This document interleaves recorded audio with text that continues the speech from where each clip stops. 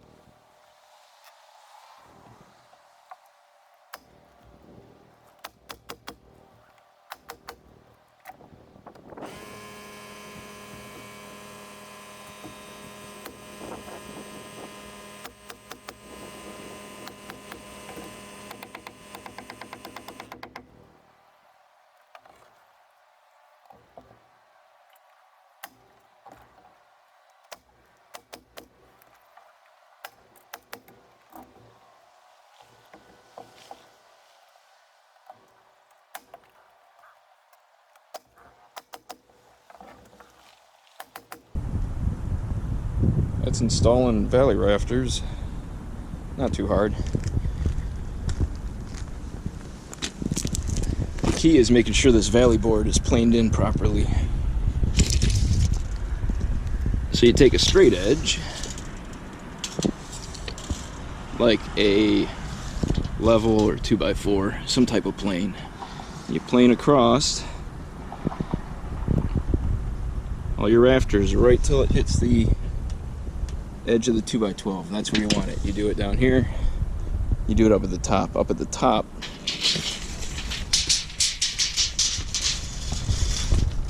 I like to cut them to a nice point and butt it right into the ridge. That way you know everything's in plane.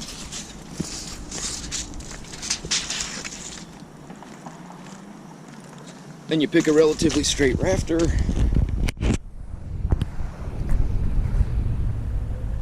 and you pull your layout. You always pull off the same rafter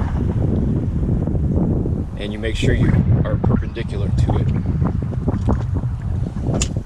And then you mark the board. There's 32, 48, all the way up. Then you just pull a line, always go from that long point.